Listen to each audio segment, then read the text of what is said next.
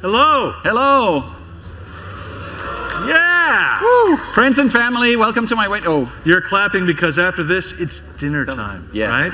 Yes. just one more to get through, but it's not any talk. This is the Dustin and Matt show. Yeah. 4th year in a row or something like that? Something like that. Something crazy. We can't count that far. You see, I have only 4 buttons on this. That's as far as I can count. Yeah. I've got a whole keyboard. So introductions, I guess. Meet my friend Dustin. Hi, I'm Dustin. I am a, architect-y engineer on C# compiler and on C# IDE and all the C# tooling. I spend a lot of time looking at and thinking about, and mostly I'm a meddler. I like to say that I meddle in a lot of different projects. You always have so much to say about yourself. Hey, I'm Matt Torgerson. I'm a PM-y kind of designer-y type. I like to design languages. I'm sorry. That's where we go. Okay. So once again, we're happy to announce this is becoming traditional. C# has a future, and we're going to talk about it. Someday we won't say that, okay? And you'll be really sad. That year, this is also how, this is job security. This is how we make sure that they put us up here year after year, because what'll happen if there's not the future of C# talk? There'll be, the peasants will be revolting. So we do get the feedback sometimes that you called it the future of C#, but you didn't talk enough about the future. Yeah. And we did a lot of stuff. Like this last year, we shipped 3 versions of C#. They're minor versions, but there's a lot of features in them. And we do want to show them because most of them weren't even around when we were here last year. So we do want to show them. But we also want to be respectful of the people who actually trusted the title of the talk. And we're going to spend the bulk of time talking about and actually showing a bunch of prototypes of features that we think might go into C# 8 when that comes around. Okay? So the bulk of today, or more than half at least, will be in the future. And the vast bulk will be spent in Visual Studio, which they don't let me into anymore. So it's Dustin doing all the typing. Before, though, I get to say a few PM-y things. But I expect about an hour in Visual Studio. We won't probably have time for questions at the end. We'd like to, but you probably want to hear about that last feature. So, this is the last talk in here, so just catch us afterwards if you have a burning question. We'll actually both be at the C#, VB, and F# booth in the expo hall tomorrow morning when it opens. At 8:30 we'll be there. 8:30, that's right. I don't know if it's even open then, but that's when we're supposed to be there. So the whole morning you can come and talk to us there as well. So if you have questions, that's your go-to approach. Okay, without further ado, let's do the also by now traditional look at the GitHub developer survey, which always comes out shortly before build. Stack Overflow. What did I say? GitHub. GitHub, that's a different thing. Yeah. The Stack Overflow developer survey. Yeah, we can edit that out after. The people in the future, they won't see this. So this year, they do most popular languages by use. Some of those languages aren't really programming languages, though I hear that SQL is... No, really. This is just my definition. HTML, I'm sorry, it's not a programming language. I'm going to cut those out. I did keep JavaScript in there. I'm trying to be fair. And as traditional, C# is one of the top 5 languages per usage. According to this survey, which has all kinds of bias, and there are all kinds of ways in which you should take it, was probably a metric ton of salt. But still, it's good. We're still a very popular language. And then they also check how much do people love their language. Like how high of a percentage of the people using it would like to keep using it. And we're also on the top 10 there, a little further down, but we're doing well here. And we've been sort of consistently on both of these lists, and that warms our hearts. So one thing to notice, though, is that it used to be, a couple of years ago, it was just us and Python that were on both lists. We were both popular and loved at the same time. And then last year, TypeScript joined the ranks. It was loved for a while, and then it became, it got enough usage to hit the top 10 of popular. So happy to see TypeScript there. This year, the 2 more languages are coming into this prestigious set of languages. There's Swift, which is another language that people have loved since it came out, and now it's accumulated enough usage that it is on that other list of most popular languages. And then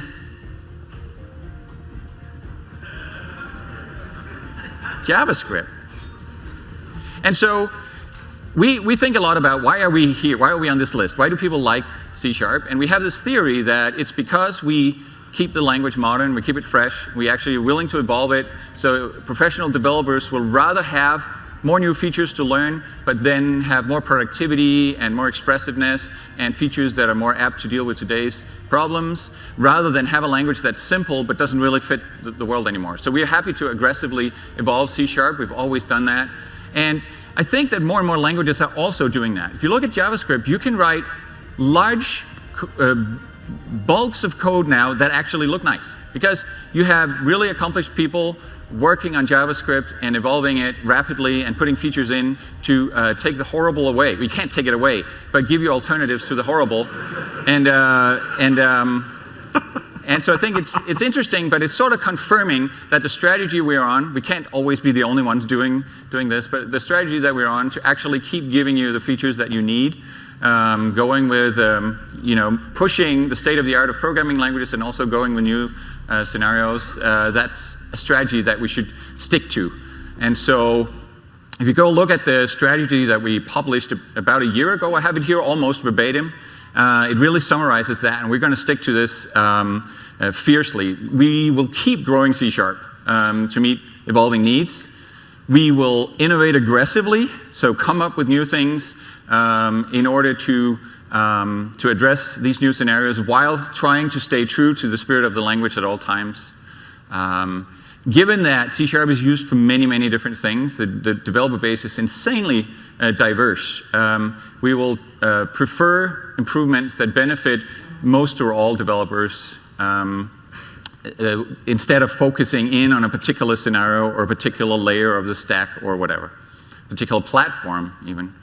And finally, we'll continue to empower the ecosystem so that we have the whole community play a role in the future of this language, while at the same time taking our leadership seriously and being strong stewards that make the final decisions, keep the language coherent, and don't let it sort of die a death of design by committee or something like that. So this is pretty much trying to summarize how we've always thought about C# evolving. Yeah. Maybe with that fourth bullet being a little newer, right? That's the whole community involvement is something that we had to learn first. Okay, so enough about that, enough PM talk. Now we're going to actually start looking at what did we do. We shipped 3-point releases since last year, 7.1, 7.2, 7.3. We don't usually ship point releases, but we thought, what the heck, that would be fun to try. And so we kind of went a little overboard and did 3 of them. There was a particular scenario that drove us to it, which was this desire to have safe, efficient code in some places where it's hard. It was hard in C#. Places where you, especially in the lower levels, but not necessarily system level or a little above, but also in all performance critical code, avoid garbage collection pressure more, avoid copying, unnecessary copying of data, while not having to resort to unsafe code, while staying completely safe. So that was a big theme. And then we have some more things that we just trickled in, give you more freedom, allow more things that used to be forbidden, or say things in a shorter way. So we have about 20 features to show you across these 3. And we're, to hold ourselves to the timing constraints that we have, we're going to try to do 20 and 20, okay? So 20 features in 20 minutes. This is to make sure that we get the future stuff, right? Yeah. Are you ready? Let's flip over here. Okay. I was actually asking him, but yeah, are you ready? Yeah. I was born ready. All right. We're counting. 20 minutes. Go. First of all, Dustin, what do we have here? We have a really simple program that computes the sum of squares. That's what we do in these talks. Sum of squares. Little tiny things. Yeah. What can you for 20 minutes? Yeah, yeah. You can't do realistic stuff. Okay, but so let's start out by reminding ourselves of some of the C# 7.0 features. Yeah. Let's take the sum of squares method and make it async, because we anticipate that we'll want to take that very hard computation that's in there, and we will want to shell it out to maybe another thread on the thread pool. And so in anticipation of that, we asyncify this method. Right. Now, so then we got to wait it, right? Then you have to wait it. And then that's... You can't do that because you're not in an async method. Right, but that was something new, right? Yes, so here comes something new. Yeah. So something we did in 7.1 is that we allow you to make the main method async. Returns a task. Yes. The great thing about this is when we showed it last year, it was a lie. Yeah. Right? We did that, but we didn't compile it to show that it failed. It doesn't actually squiggle it. But it really compiles now, I swear. Yeah, it really works now. Yeah. Yeah, because we were still in a prototype back then. This is production code. Okay, so next thing though, it's an async method. We also want to have a cancellation token. Sure. That's the next thing, right? Yeah. So cancellation token. And then we'll make a default. The default. So that it's optional. And then this is another feature that we introduced, right? You don't have to say the type. Yeah, you don't have to say the type after default. You don't have to say context where the type is given. This is so redundant, right? You don't have to say cancellation token again because you just said it. You just said it. Okay. In fact, we'll gray it out and make it. Wherever you assign default or pass it to something that has a type, and just say default. Okay. Okay. Good. Yes. Small feature, but definitely worthwhile. All right. So next, you want to talk about small features? This is a small feature, right? So we had digit separators and binary literals in C#7, right? And we also introduced this one little thing because when we did digit separators, we forgot to let you put a digit separator here between the base and right here. And the number. So you're welcome. Well, it's squiggling it because it is squiggling because this is a feature that's actually in C# 7.2. So if I go ahead and upgrade this project to C# language version 7.2, then the squiggle goes away. So usually when you use these new language features, we try and give you a way to say, oh, you know, I want to upgrade my project, or maybe that's something you say, oh, well, I'm not really ready for that, and I can back off from doing the feature. But in a way, you get a way to easily upgrade things. So now we're in 7.2. What's next? So next, I think we should probably go and start implementing this. I mean, right now, some of Square's async is got a squiggle because we're not actually doing async-y things. Yeah, so actually get that work offloaded to the thread pool. Right. Okay. So back when we did async, we supposedly made it real easy to put things on the thread pool with a method called task.run. So I'm going to go ahead and turn this into another feature that was newish, you know, at C#7, which was local function. Local function. And then we can just return that. Actually, though, we should probably now we can put this in a task.run. Yeah, let's task.run it, which is a method that takes a delegate and an optional cancellation token. Yeah. Which we should also pass in that cancellation token you took before. That didn't work. Yeah. So now we have there's an ambiguity here. That's an immensely unhelpful error message at the bottom. That's very bad. Did you see the error message there? It says holy smokes. It can't choose between one that takes a func of t result, which would be instantiated to the int here, or one that returns func of task, or a func that returns a task. Well, we're not returning a task. So what's the problem here? The problem is that since C#1, we had this odd thing with overload resolution that when we picked the candidates, the things that fit, there were certain things that we didn't test for. Instead, we would go and choose the one that fit best, that had like the closest types or whatever. Once we had a pick, we would say, yeah, this is the one. Oh, it doesn't work. We give you an error. Yeah, right? So, you're welcome. So either you get that error, or you have an extra candidate in play that is useless, and you get an ambiguity error, which is what's happening here. But in C# 7.3. Woohoo, which doesn't have a fix yet, but that's fine. Which you can go and update to in the... I can just open up the project. These are all work. Yep. Yeah. Save that to C. We're fixing this design bug, you could say, that's been in C# since 1.0. Sorry, Anders. And now we actually take the candidates that don't apply and we weed them out beforehand. Task.run, people have been complaining about this all the time, where the return types of a delegate don't match up. The other places where this applies are static versus instance. We didn't check that before. So you could get like an instance method when you were calling statically and an error. And also constraints. We didn't check that type parameters or type arguments actually fulfilled the constraints and the type parameters. So we do that now before you even get play. Yeah, and this is oh, sorry, was it? Yeah, that's exciting. Did you like that? Is that okay? Sorry. I've never heard applause for overload resolution before, so I was just surprised, taken aback. We might try to make overload resolution better every year, and nobody ever applauds. So nobody ever applauds for it, and we're actually running out of superlatives. I think we called it like, you know, because the rules are called betterness rules, right? Where we pull these out, and so we had like betterness, and this was bestest betterness. This is called bestest betterness. Yes. Yeah, internally. So. Okay. Yeah. Yeah, but the clock is ticking. The clock is ticking. So we also did a few other random things. Is time for those? First thing, almost. I should pass the cancellation token in here. Yeah. I would like to show yet another nice little feature, which is, you know that when you pass named arguments and you have to always, once you pass a named argument, even if you want to put it on like a Boolean literal like false or true, just to give it some documentation, and now you have to take the cost of naming all the rest of the arguments, even though it seems really ridiculous. That was ridiculous. And so you can now, in which version? C# 7.2, I believe. You can name an argument, and I don't have to name this argument, right?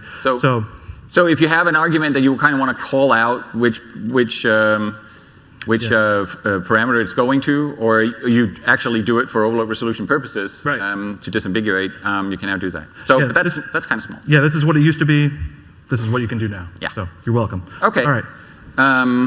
Now we had a trickle of complaints. We're going to write now the most useless. Well, so this is kind of fun because before I was at Microsoft, I sent a request through the Microsoft Connect site, if anybody remembers that, for leaving feedback externally. And my feedback was all about enums. And why isn't there an enum constraint for generics? And I got a very nice response from Mads Torgerson, who was new at Microsoft, about I should stop worrying about it, and it wasn't a big deal, and all that. That was 10 years ago. Yeah. So there's been a trickle of requests even after Dustin joined Microsoft. So there are these types that for random reasons we just never you can't use as constraints, and we just removed that restriction. So now if you want to put a delegate constraint or an enum constraint on your type parameter, you totally can. It doesn't mean anything special. It just means that it derives from that type. So it's not necessarily an enum just because it could also be system.enum itself, but it's still helpful. Right. So we removed that restriction. Those members. Cool. So this was just removing a restriction, but we also added a genuine new kind of constraint. Yes. If I wanted to take this, the constraint is around, if I recall, this sort of situation where I want to be generic, but I want to take a pointer. Generic around, excuse me, that's the wrong key. I want to be generic around pointer. So this requires me to go ahead and be unsafe as well. Yeah. But I want to do this. It's the one unsafe feature today. Yeah, this is not possible. I can't take the address of, get the size of, or declare a pointer to be a managed type T. Yeah. Well, that just seems very restrictive. But if you can't be managed, well, then put a constraint on it saying it has to be unmanaged. So now you can write generic code over things that you can take pointers to, which is the concept of unmanaged from the C# language specification. And now you can take a pointer to it, and you can do all your pointer gymnastics in a generified way, which is one of the abstraction mechanisms that have been unavailable to unsafe code in the past. Now you can do generics over it and probably unify a bunch of repeated code in all that unsafe code that you shouldn't have. Yeah. Okay. So that's sort of the random grab bag of things. There's also tuple equality. Oh, yeah. We have a few things with tuples. Yeah. Let's declare a tuple. Okay. Var tuple equals, I don't know. Like D from the delegate. D is up there. Math.py is good. Okay. Yeah. So here's a tuple. In C# 7.1, we made it so that, because tuples can have optionally can have names on the elements, and if you hover over the tuple here, you can see that now, if you don't give names explicitly, but the expressions have names, then it'll just pick up the obvious name for the tuple elements. So this tuple will actually have the name D and the name pi of the two elements. So that's kind of helpful. Also, we implemented the equal and the not equal operators over tuples. They didn't actually have those before. So now you can take this tuple and compare it to, say, some tuple literal. Yep. With equals. So say like null and like null 42. Yeah. And actually, how that works is it does the comparison per element, right? So it doesn't. So the two sides don't have to be exactly the same tuple type. Indeed, the right-hand side of this equality doesn't even have a type as a tuple because one of the elements is null. But you can still compare them because pairwise, the equals operator exists and applies and works out. And so the compiler just breaks it up into the individual equality comparisons with the obvious short-circuiting ending in between. I would prove it, but I have no idea how to call this method. Yeah. This is ridiculous. Yeah, that's. I think this is the most useless method. This is the second most useless method we'll show. This is the glom a bunch of features onto a method at the end of the demo talk. And the most useless, we're not going to tell you which one that is. Yeah. But let's switch gears then to talk about refs. Yeah. Yeah. Yeah. So refs have always been in C# in the form of ref parameters. You've always been able to pass things by ref.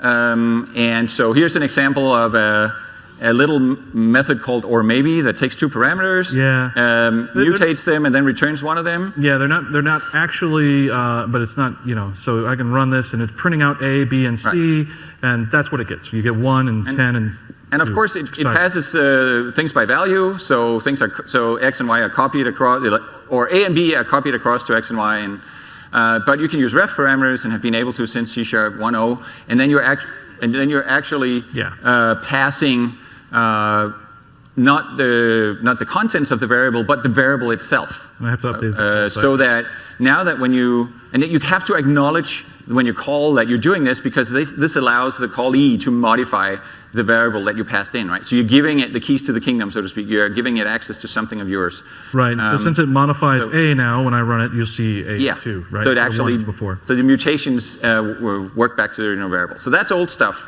One of the things, so refs are useful not so much for ints, I guess. It's just a very small little value type. But sometimes, in order to avoid allocation, you'll have big value types. That's common in game programming, for instance. You have big structs, and passing those by copy is out of the question.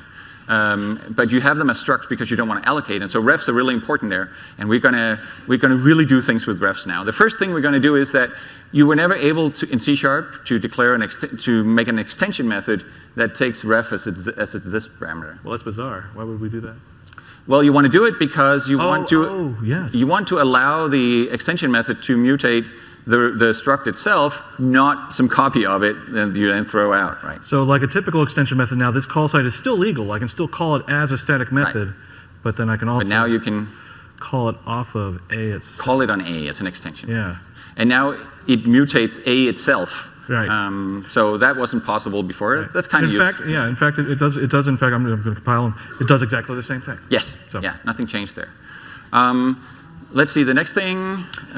So the next thing on the list that I have is in parameters. In parameters. Yeah. Okay. So we have out parameters and we have ref parameters. Okay.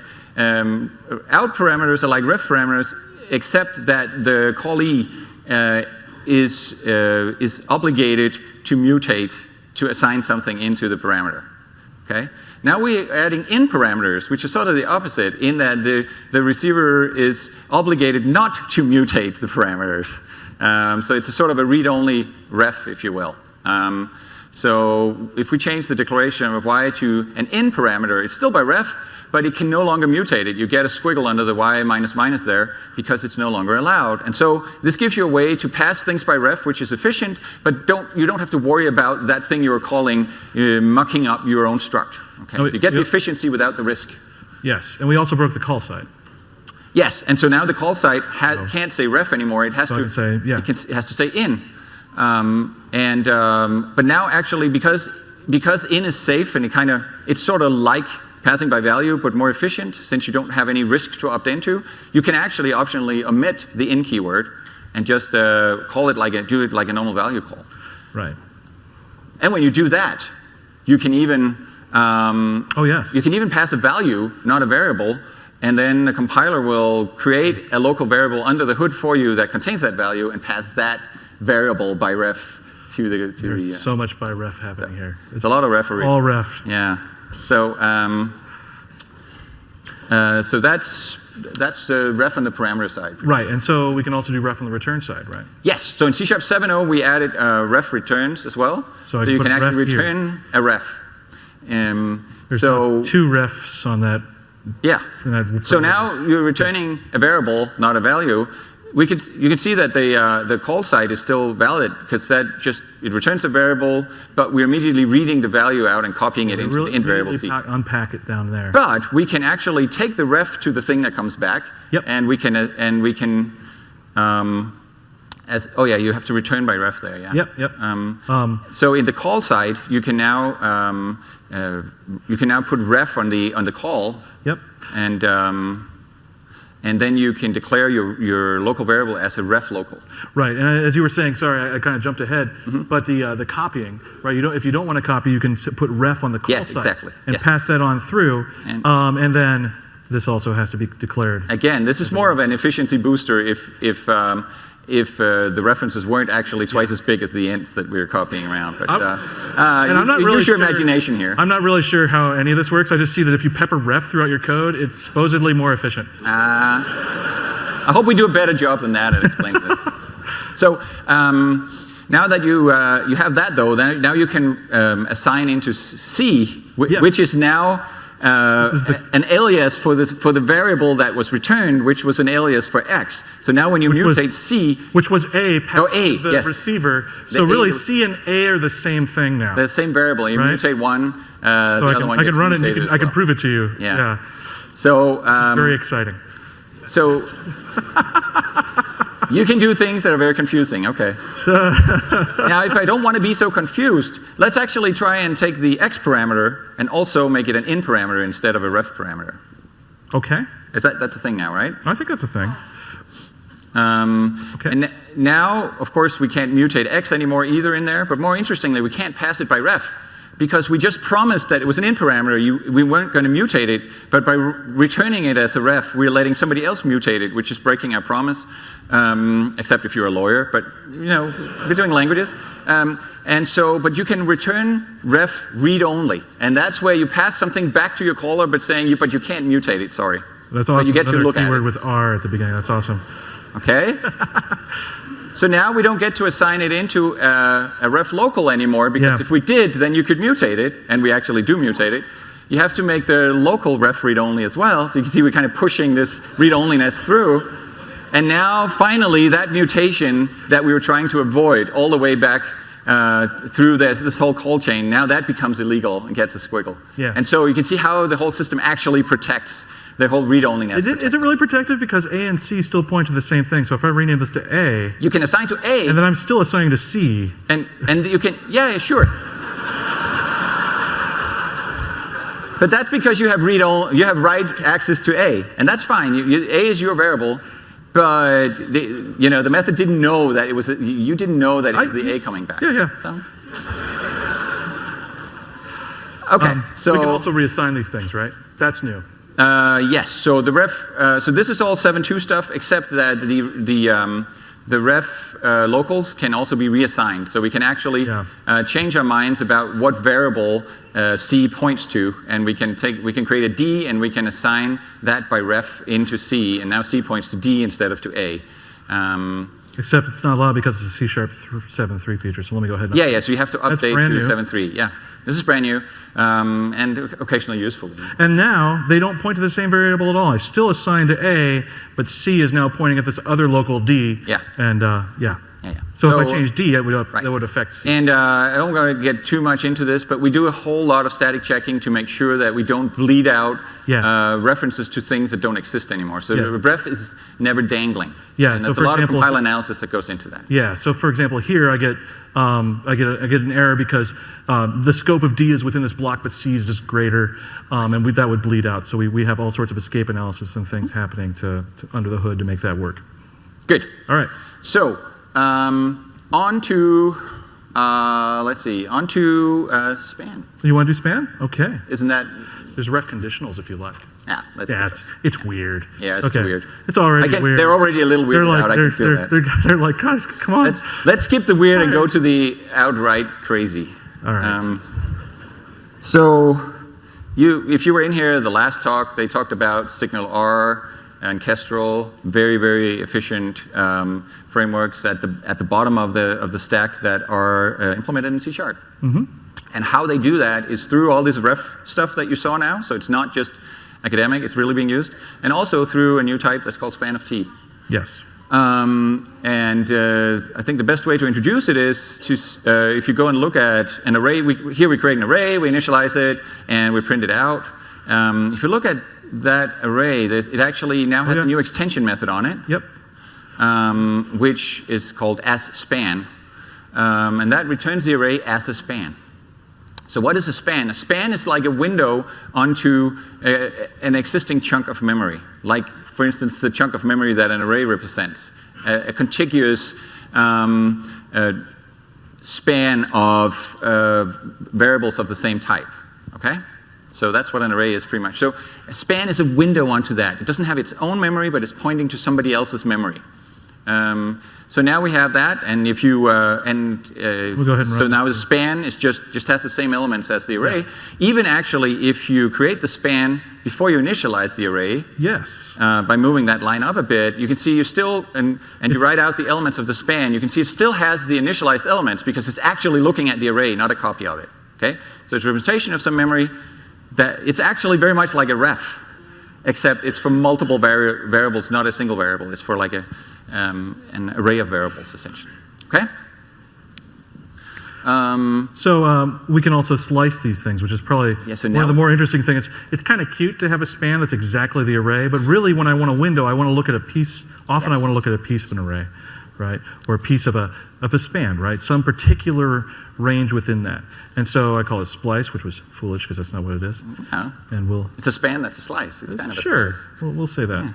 All right.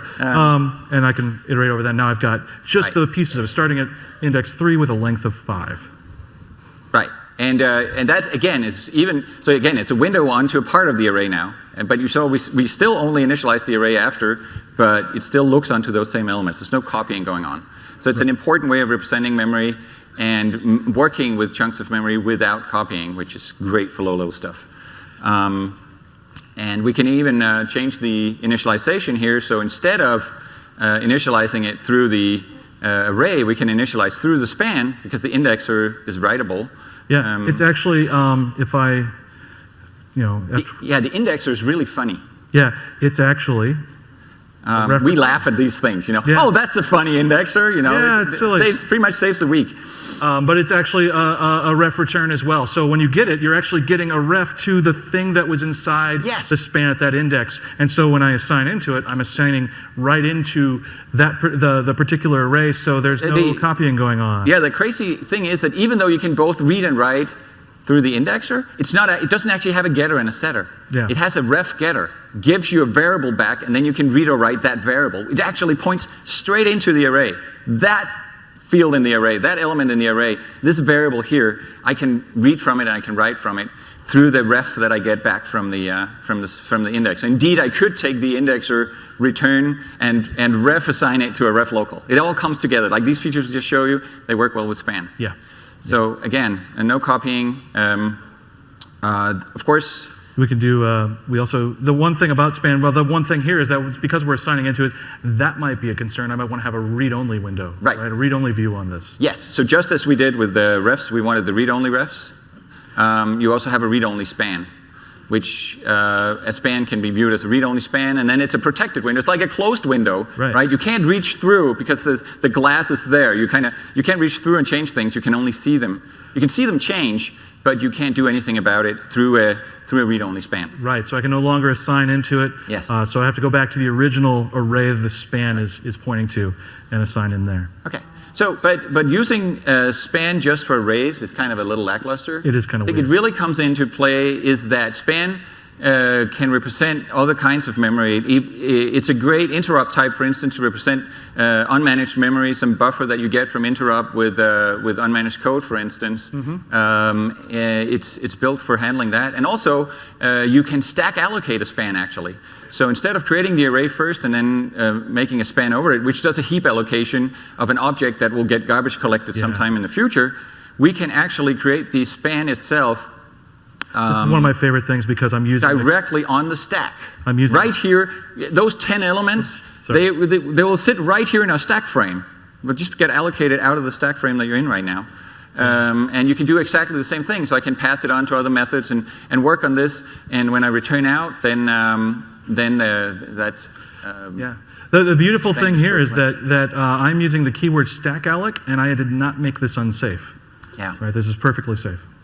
So again, if you think about, if you worry about allocating little arrays all the time, well, maybe stack alloc is a better solution, at least of small arrays. The worry with stack alloc is if you do it all the time recursively with big stack allocations, then you just blow the stack instead of trying to avoid garbage collection. You have to, be judicious about it. So that's span. Yeah, that's span. We're actually right at the end of the 20. You're kidding me. No, I'm not. We did this in 20 minutes? Totally. Okay. We're wasting time now. We should have made it harder. Yeah. Okay, well, there you go. 20 and 20. All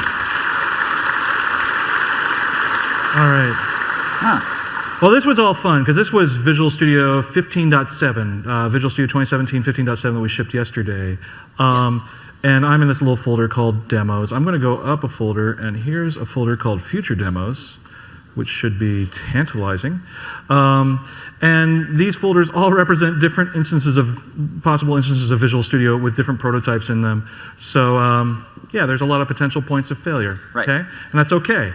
You guys like that. I know you like that. So I want to say up front, we are demoing 4.5 new features. Oh, yeah. And 3 of them, the previews we are showing, are actually publicly available today. And you can go and play with them yourself. They're rough prototypes.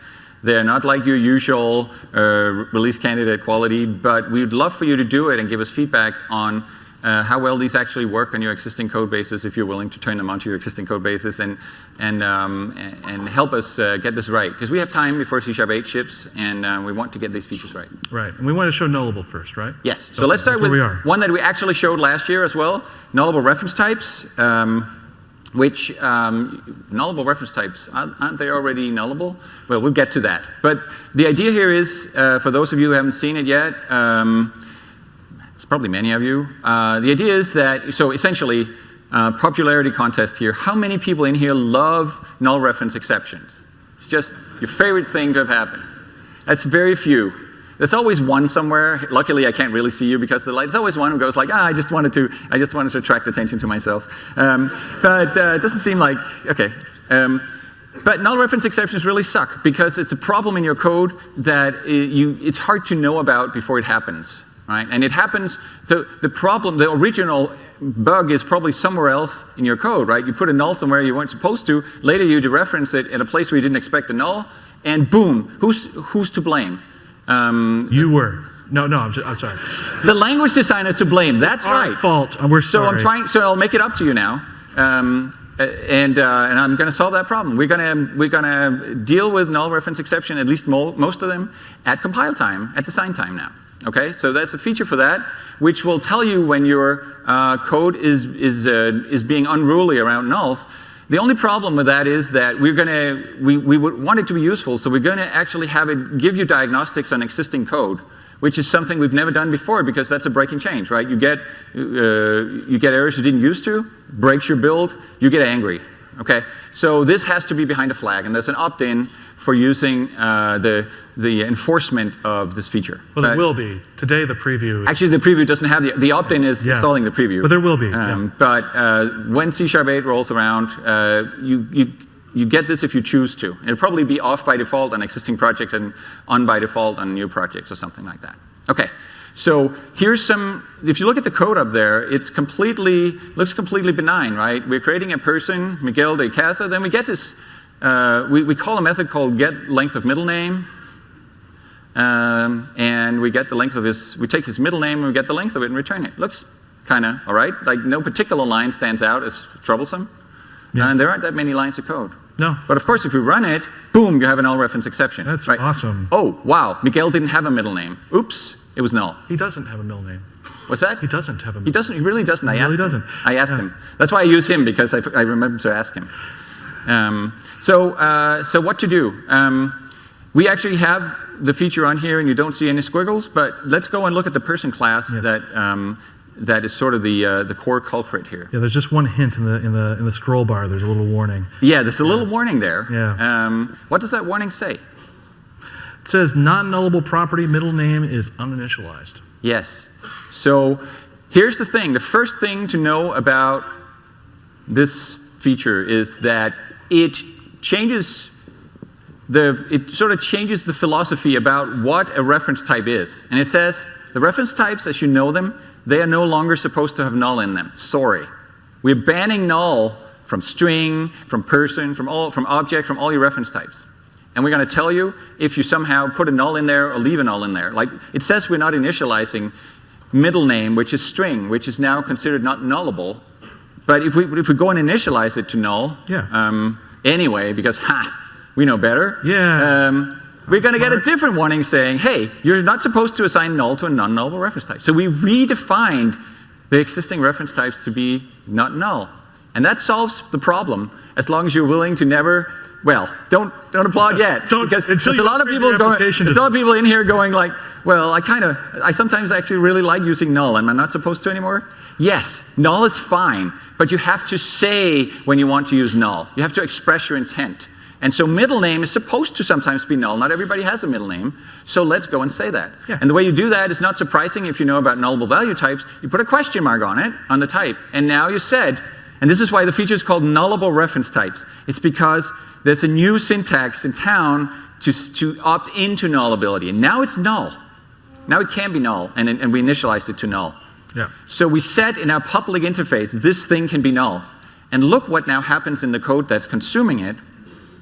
It gets a warning saying, ooh, you might be dereferencing a null reference. Because it now knows that the middle name can be null, and it can warn you about it. So what can you do about it? What would you do today? Any number of different things, right? Yeah, I'd probably check for null. Right. C# has a million different ways of checking for null. Well, probably more like 7, but you know, like I'm rounding up. Like that? So you could do that, for instance. The warning goes away. Somehow, we can see that if you get to that return, then it's no longer null. Another trick might be just to assign it to a local variable. Right? Like a local variable. And then we can check that local variable for null. And if it's null, we can make sure it's assigned, right? And so we'll assign this to like empty string, and then we use it down here. So in this case, when you get down there, we always will get to the return statement in this version of it, but we now know that if it was null, it no longer is because there was an assignment to it. So there's a flow analysis that the compiler does. It looks at your code from the point where the nullable thing got introduced to the point where you're using and dereferencing and saying, hey, is there actually a path down here where it could still be null? No? Well, let's not give a warning anymore. You fixed your problem. Right? So you can recognize existing code rather than introducing some new null checking operator that you all have to use henceforth. It can see your existing null checking and say that this code is good. Even though that thing might be null, you're dealing with it. You've done good. You're null safe. Okay? So that's essentially the essence of the feature, really. That is the essence of the feature. So express your intent and enforce that intent both on the non-nullable and the nullable side, right? Though we've done a lot of thinking about this over the last year. We've had a preview, we've gotten a lot of feedback. And often, you know, I've got this kind of written really conveniently using var, which half the room hates, I think, by the latest surveys. And that half of the room probably had it written like this before, right? And that can turn into problems as well. Yeah, so part of this, so we'll keep honing this feature because we don't want you to get warnings that aren't useful. This code up there is perfectly null safe. Okay? Because even though it says it's assigning a potentially nullable thing to a local variable that says it can't contain null, we do the null check after. Right? So the code was always null safe. We don't want to complain about code that's null safe, even if it's not how you should write the code today. Like if you're writing this from you probably would put string question mark on that. But hey, sorry, until C#8 comes out, you can't. And so we can't really expect all your old code to be sort of cosmetically upgraded just because the compiler is too stupid. So there's a particular set of warnings involving mostly local variables that are really, when you think about it, only cosmetic. They help you write better code, but they don't make your code safer. And we've given those a particular warning ID, a particular diagnostic ID, so that you can opt out of those, and they might be actually opted out by default, again, on legacy code. So we're actually going to make this particular warning go away, and a few others that don't really improve your null safety, and that just becomes noise when you come to this feature and say, hey, let me fortify my existing code, let me make it null aware and null safe. You get all these false positives that this code was totally safe. It was just written with the features I had yesterday. Right. So the idea here is if I wrote this, I should still get the possible null dereference off of that. But Yes. just because I use these things normally here in this and I'm converting from, I had a string question here, and I'm converting over to a string local. Exactly. That shouldn't cost you on legacy code. Because as I wrote in here, I wrote string s equals null. That is a very common pattern, right? To set something to null and then do some computation and make sure it's assigned somewhere else. We shouldn't. That will become a blocker on legacy code. So we want to make it easy to turn those warnings off while you're porting something. So another thing to just mention quickly, it's time to move on, but is that when around legacy code, if you have existing libraries that aren't annotated with questions, we don't want to, the first prototype sort of said, well, that must mean they're all non-nullable, right? So you could walk up to BCL to console a write line. We would say, ooh, it doesn't take null as its argument. But that wasn't the intention of whoever wrote console.write line. They didn't have the tools to express their intent. So we now have the ability to distinguish between old code that doesn't know about nullability and new code where the absence of a question mark really means non-nullable. And we use that in the prototype so that existing libraries that haven't been upgraded, they don't trigger warnings. You're as unsafe as you always were, but you don't get spurious warnings on it, even when the lack of a question mark wasn't really an expression of intent. It was just that was what I could write. Right? So anyway, that's enough about nullable reference types, but there is a prototype. Go use it. If you can tell us how it works on your existing code base and give us feedback, that can help us do the next round of honing, get rid of some of those spurious, annoying false positives, or maybe catch more cases that you feel are strange that it doesn't catch, so on. We keep honing it. All right, so you okay with Nullable? Yeah? Okay. It's getting there. It's getting there. Okay, next thing. Now we have a real good old-fashioned object-oriented type hierarchy here. Yeah, we got like person and professor and professor student. You always write these. These are it's either points or persons. I'm sorry. That's all we get to do. Yeah. So and then we basically what we do is we have this collection of people.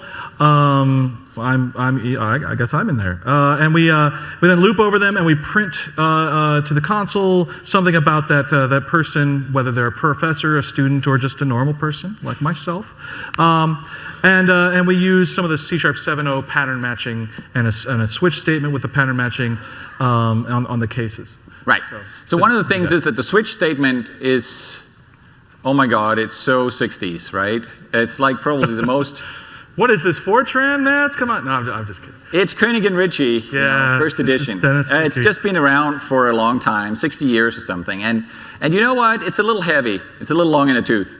And so sometimes in a simple case like this, where we're really just switching and then producing a value out, it might be nice to have an updated version of this, maybe an expression-based version. So we build a prototype of that, which you can also try out. And it uses switch, but it's backwards. Yes. So we use the switch keyword on the person. And I'm going to take off all the case keywords, and I'm going to replace these colons and returns with arrows because that's what we do in C#. It's fat arrows, or lambda arrows. You like them? Lambda arrows. Lambda arrows. The function arrows. Yeah.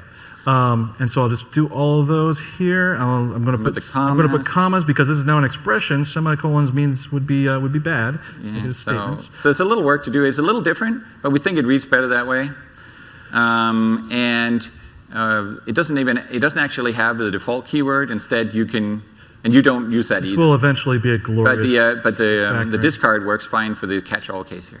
Yeah, this will be a glorious refactor in the future. Yeah, so the whole thing from the person and down to that end curly semicolon, that's now an expression. Yeah. It's sort of like a conditional expression on steroids, really, right? It's an expression that chooses between different options depending on which pattern matches first, and then evaluates that expression after the arrow and returns the result of that. Yeah. So that really compacts things out, I think, and makes it handy in many more cases where, okay, I don't actually want to fill two screens with the cases. Yeah. With cases in the switch. What do you guys think? Is it all right? Is it readable? Is it too ugly? Yeah. We changed our minds back and forth on the syntax just last week. So these bits are hot. We literally spent 2 hours convincing ourselves fat arrow should have been colon, and then we came back the next design meeting and spent an hour convincing ourselves to revert the change. Yeah. So yeah. So another thing, though, is that patterns, the patterns themselves, which you now have in switch statements, switch expressions, and is expressions, they could be more expressive, right? We have type patterns, we have the var pattern, we have the constant patterns, but it'd be nice sometimes if they could dig a little deeper. Yeah. So we're looking at the second to last case there with the when this clause. when clause, right? So I could, with this prototype that is totally functional, and will be available to them shortly. I could put braces in here indicating that I'm going to start actually matching and doing pattern matching against properties or fields in here, right? And so I can say, well, if last name is Campbell, and of course now this becomes redundant. It still compiles, it's still fine, it's just redundant. And so now that's the same thing. Right, so what's really happening here is we call this a property pattern, is that you can put a pattern that says, that object that's coming in, take a pattern and apply it to the property last name. In this case, it's a constant pattern. Yeah. And apply it to the last name property of that person object. Okay? Now I could also do that because one of the things you can do with patterns, right, is take some of these values that are in the patterns and actually bind them to names on the way out. And we have a pattern for that. We call it the var pattern for declaring a new variable. So I can match on first name and say, well, let's just stick that in a variable, and then I don't need to use p over here. Yes, you don't actually need p anymore, and you can elide it. Yeah, and I can just get rid of it there. And in fact, this one, because now we're no longer in a case statement, right? In a switch statement with a switch section here, we can remove this. That type is also redundant because everything coming in is a person. So I don't really need a match that it's a person. I could just make that the match. Right. So now we just have a pattern that all it says is, I already know it's a person. I don't have to say that. All it says is a person with the last name Campbell and their first name FN. Which we'll put into a fresh variable in this pattern and declare that variable there, return a string that uses that fn, right? So it becomes more compact this way. Yeah, and there's also one key point here is I kind of wrote it this way. There's no ordering to those properties necessarily, right? So I decided, hey, the actual match on the constant expression reads better if I put that up front. Yeah. Here's the match and here's the thing that gets popped up into the variable. I can easily move these around and it doesn't matter. But it's a little verbose to do the recursive matching with properties, though. It gets long. So for types where you actually made the effort to provide a deconstructor, which remember, there's deconstruction in C#, and it's not just for tuples. You can put a deconstruct method in your own types and have deconstruction work on them. Well, if you did that, so now you get to use that in patterns too, which is new. Yeah, so the deconstruction here is first name, last name, advisor. So that's the order they're going to be in. So I'll go ahead and say, well, we're going to have a var pattern in here, pulling out the last name, the first name. So you know what? I don't need the first name. I'm not even using the first name, so I'll just discard it. Put the discard pattern first. We'll pull out the last name, and then we'll pull out the subject. Okay? Yeah. And so now I can use these in here. Again, there'll be glorious refactorings for these eventually. Okay? And again, I can elide the P. You don't need the people. You need the professor, because here we only know it's a person. We're still checking the type. It's still a type pattern, checking that it's a professor. And if it is, it applies recursively the patterns to the things that you get from the deconstructor, which is the first name first. Well, we don't care about that, so a discard. Then the last name. We care about that, and we don't want to apply any additional conditions to it, so just use the var pattern to get it, the var pattern to get the subject, and use those in the body of this case here. Yeah, I'm going to do the same thing in the next one because that's just kind of awesome. So that one's awesome. Yeah. This one is like also first name, last name. So I'm going to get the first name out. I'm going to go ahead and discard the last name. I don't need it over there.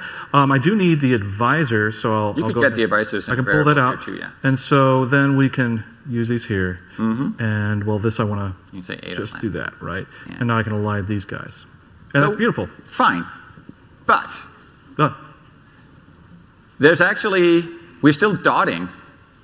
Yeah, it's actually we could do another level of recursion here where we say, well, that advisor, instead of getting a variable to that, we could dig in one more level, deconstruct that, ignore its first name, ignore its subject, and fish out its last name, and then print that one out. So recursive patterns are, in fact, recursive. They can be nested. All right. And, thank you. I don't know if you think it's readable, but it's definitely short. Yeah. Some of them are quite nice. I like the student quite a bit, right? Yeah. If you're used to doing pattern matching in F# or other languages, this is quite lovely. It's one of the things that it's a little. I mean, there's a reason we didn't do it up front, other than we didn't have time. I mean, Yeah, it's it's a little alien to get into recursive patterns. It takes it a little getting used to, but it gets very addictive, and it might actually make you a functional programmer. So beware. Yeah.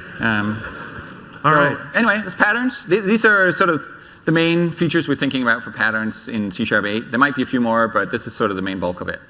The expressions and the switch expressions and the recursive patterns. All right. Next new feature. Up, home on the range. Oh, next new feature is range expressions. So I've got some code here. Actually, I'm going to collapse this one because we don't care about it.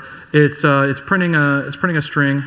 How many people have written code like this before?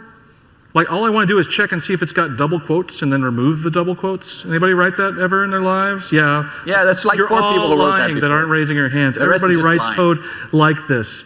And one of the things that I personally hate about it is the fact that right here, if I want to get the last character of something, I always have to go like, oh yeah, text.length -1. Right? It just feels like so clunky and cumbersome sometimes. Wouldn't it be nice if I didn't have to do that, right? Oh, I blame you. But you're also my savior because this was kind of your idea. But the idea that I could, instead of passing in, an int index, I could pass in something, some other operator, right? And so one of the things we're playing around with right now is a new kind of unary operator using the hat character, where that will say, no, you know what, I actually want this, but count from the end. Okay, this is an index, but I want to get it from the end, okay? And so now, this actually returns a system.index, which is special new system type that we're looking at and we're playing around with. But the idea behind this thing is that it can be either counting from the start of some array-like data structure, like starting from 0, or it can count from the end of that, okay? And allows you to do some nice indexing kinds of things here. So a normal int just converts in, we think. We didn't actually write I didn't even try it, yeah. But can just convert into an index. But you can also use a hat operator, and then you get an index that's a from-end index. Yeah. Has an int inside and the bool that says where this actually goes from end. Now, it's kind of nice because this thing also, because it's backed by a real type, I can assign it to a variable. I could compute it from something else. This doesn't have to be a literal. This could be, some computed thing where whatever I want on the right side of that.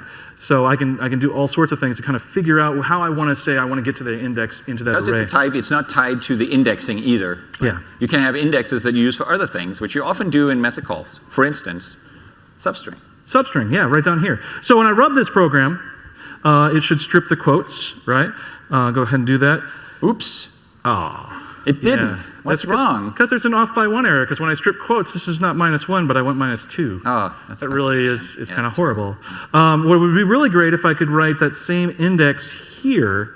I can't. It turns out there's simply I can't because there's no overload of substring. It takes an index in this position, so I'd have to it wants to convert to int. That's not possible because it would be from end. So how would you represent that? Yeah, I mean, we could build an overload, but we could also. Yes, we can also introduce. So one of the there's an overload on here that we kind of hacked in for a type called range.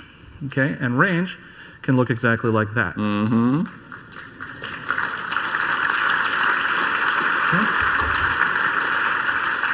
And so this is a range from index 1 and whatever the length of this is back by 1. So now when I run this, and that's, by the way, that's exclusive, so it gets the -2 on there. That's an exclusive end to that, right?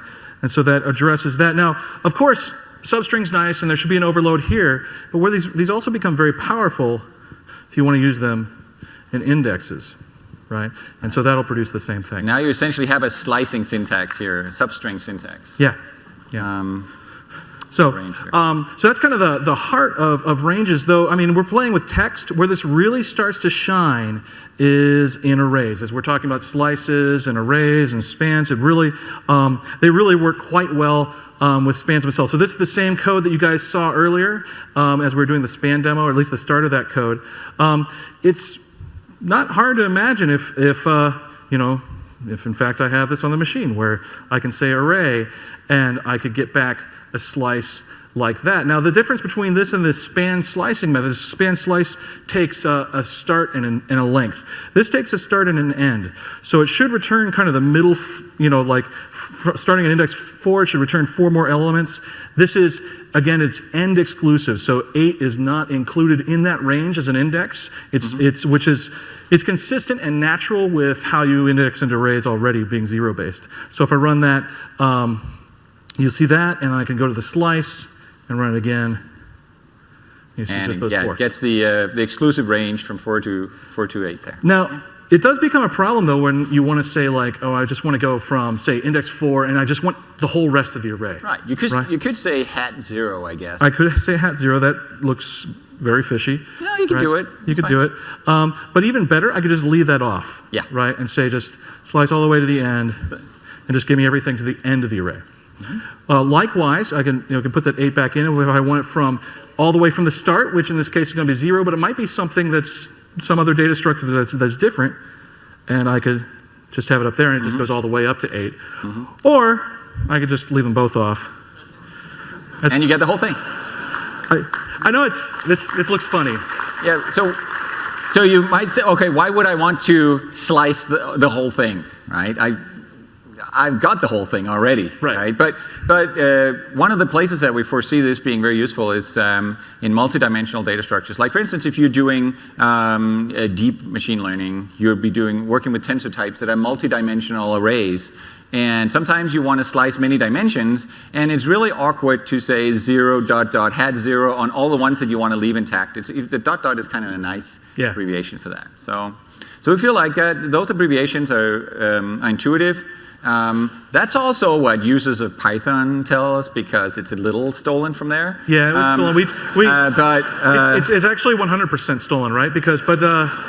Except that we couldn't do what they do, which is use negative numbers for that. Because if we wanted to use negative numbers, then when you go to index an array with a negative number, well, that has a meaning today, and it means it throws, right? And it'd be very weird if your program not only didn't throw, but kept running with some other random index you didn't expect. Yeah, so we like having the, and also -0, what does that mean again? Yeah. So where Python is sort of like untyped and it works only sort of in an indexing context, we wanted to pull this out into proper strong types that can be applied in any context, not just when you're indexing. And we're really excited to see where this leads. Yeah. It's a good combo with span stuff and also with machine learning things. Yeah. All right. I've got one more prototype. One more. Whew. I know. You still with us? Every time I type VS in a different folder, it's loading a different VS. They're all thinking beer. Yeah, they're like, there's many places where this can fall 12 and a half minutes left. Yeah, we're actually right on time, too. Yeah. All right. So, first things first, let's talk a little bit about async. You want to talk about async? Do you care? Async, yeah. So async rolled out into C# many years ago, copied by many other languages. Yeah. But there are actually still places where async isn't really well integrated into the language. Two of those is when it comes to the first one of those is when it comes to disposing. Disposal is all about closing things out and cleaning up after yourself before the program moves on. But there's no async way to do that. It's always been dispose is a synchronous method in the idisposable interface. So we want to simply add an asynchronous version of that interface, async disposable. It looks like this. Not surprising. Hey, instead of a void returning synchronous method, it's a task returning asynchronous method. We thought very long and hard about it. And but then language integrated, so you can using await. Yeah, so I gave it away already right here. Yeah. Right, so I'm using await on a long-running disposable. It's just some class I created that implements async disposable. And of course, we're kind of cheating in here, right, by just delaying for a couple of seconds to say, okay, we're going to do something that might take a while. And the interesting thing here is once we create this using block, then we write something to the console. We say, okay, we're going to use this long-running resource, and then at the end of that using block, it should be disposed, which handles the await runs, and it waits for that, and then it prints out, hey, I'm done, and then right down here it will say, okay, I'm finished with the resource. And so it's more of a kind of a run demo than a writing code demo. But this is more showing kind of some of the machinery that's working here, and it lets you just kind of do this very naturally in the language like you'd always wanted to. The idea here is that there's a using, and we say we want to make this using await. It doesn't actually move on until that asynchronous work has finished up. It does its own await inside there, inside the finally essentially. Yeah. So that's very cool. Another place where the whole idea of async was get away from callback-based programming, which is callback hell. I know that there's still languages that are just adding lambdas now so that they can do callbacks, but we feel like we moved on from that. But when it comes to consuming asynchronous streams, like collections of stuff that beam at you over the wire or are the results of a long-running computation that keeps spewing things out or whatever, we're not actually doing that very well. Right. Like, it'd be nice if you could treat asynchronous streams or enumerables the same way you can ordinary synchronous enumerables, like the ones that we use for link and all other kinds of stuff. Yeah, and so the interfaces we have here, these are early looks at this stuff. I mean, there's a lot of testing going on and figuring out what it's ultimately going to be. And hopefully you don't really have to use these very often. Hopefully you're writing async iterators, which are not in the prototype. Yes, you don't have to implement the interface very often. Yeah. But the language integration that you want for these is the same you want for enumerable. You want A to be able to for each them, and B to be able to so consumption, and B you want production in the shape of iterators, which are not part of this prototype. Oops. Just a warning. But we do have the for each part implemented, right? So we have an asynchronous stream. We want for each over it. Yeah. So the way this, I'll show how this program works. So basically, this program is calling this method which creates a stream. Okay. And so all it's doing is creating a big byte array. Okay, 20,000 bytes, and it goes through and fills it up with the index modded by the max value of a byte. So it's filling it up with values from 0 to 255, and then as it goes, it's calculating a checksum, which is just a long that it's going and adding each value to. So it says here's the checksum. Okay, it's doing it in an unchecked fashion, so it'll overflow around to 0 if it has to. And then I create a stream, a memory stream from those bytes, and I return it. Okay, I return these values as a tuple. Now, on the flip side, we take that stream, and I call this method as enumerable. Okay, this is just an extension method. I created all of this afternoon. Okay, just so there's an extension method over here. Because the bits worked yesterday. Yeah. So the idea behind this async enumerable interface is that it will allow you to do kind of buffering or chunking as you bring in data, right? So I want to go off and if I'm hitting the network or I'm hitting a disk, I want to bring in a piece of that data, and then there's a faster synchronous method that can go over that data and return things very quickly from it before it needs to go wait and bring in the next one. So you can kind of set that up and say I'm bringing in the next piece while it's actually enumerating in my program and pulling the data in. So and so what this does is the asynchronous stream does it in 8 kilobyte chunks. It's going to pull from this memory stream. In here, I have an await so that it on a task delay, so you can see that it's going to take a little bit of extra time, and then it's going to have some pauses. And then as it's doing that, it's calculating the checksum, right? Again, to make sure that we get back all the same bytes and the checksums match at the very end. So just to be clear, Dustin said all kinds of complicated stuff. Did I? But what it really means is the for each just does things for you. Like it just iterates, and whatever magic is under the hood, that's fine. The language integration part of it is just that it is able to await whenever there's something that isn't there yet. Yeah. So I'm going to go ahead and run this, and you can see it work. This is actually so we're looking at putting out some prototypes, some previews of some new things. This one is not ready yet, but we've got for each await, and we've got using await, and it's pretty exciting. So here it is working. The stream was actually disposed through async disposable because the for each does that for you. I didn't have to do it, and the checksums match. So that is a little bit on async streams. Right.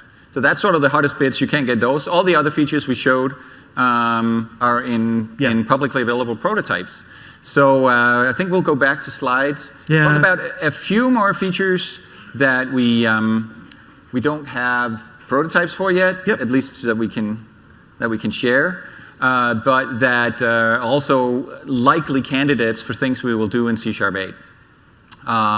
So one we actually showed a very early prototype of last year, and it's mostly just been sitting there, but and sort of being kept up to date with the bits. But that's one that we're still pretty eager to do, which is default interface members. So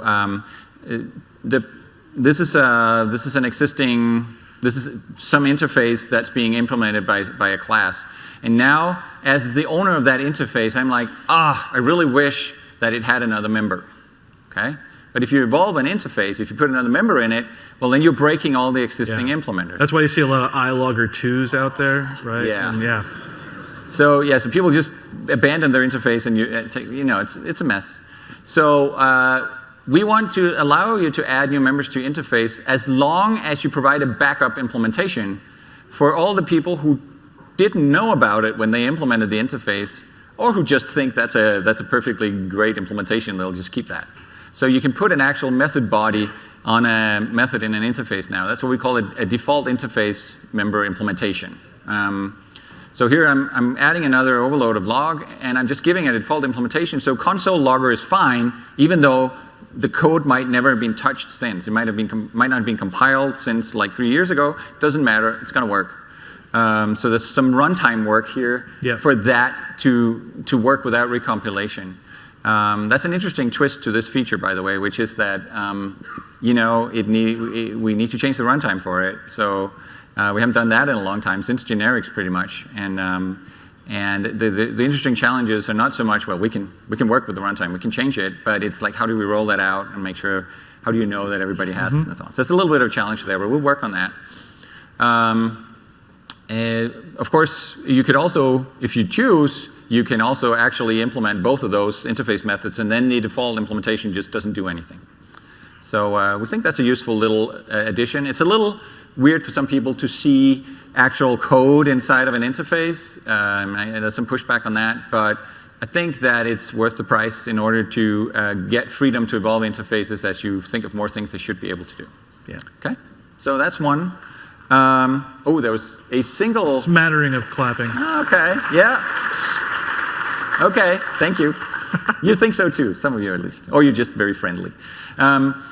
There's also another thing that we've been thinking about, which is we keep coming back to, which is we like C# is an object-oriented imperative language. This mutation and state changes are sort of at the heart of the good old-fashioned object-oriented paradigm. We've been trying to pull in more functional idioms, and you can do that in C#. And for instance, we built the whole Roslyn API. We built that as immutable classes so there's no mutation, and they're value-based, so they compare equals based on what's in them, not based on reference and so on. So, but we kind of have all the wrong defaults in the language for doing that. So you have to do a lot of work to write immutable data-like classes. And we're like, what if there was just a syntax for doing all of that? So maybe you said something like that, or maybe there's a record keyword or something, and you just list some types and identifiers, and it generates all of that, right?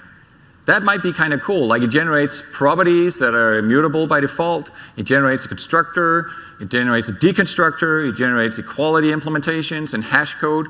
Maybe, not shown here, maybe we've been talking about supporting automatic withers, where we would either generate methods per property, or we would have some other mechanism for giving it methods for what they call non-destructive mutation, where you say, I want one just like that one, but with this property changed to this other value, right? Maybe there are methods in there to support that. You don't have to handwrite those.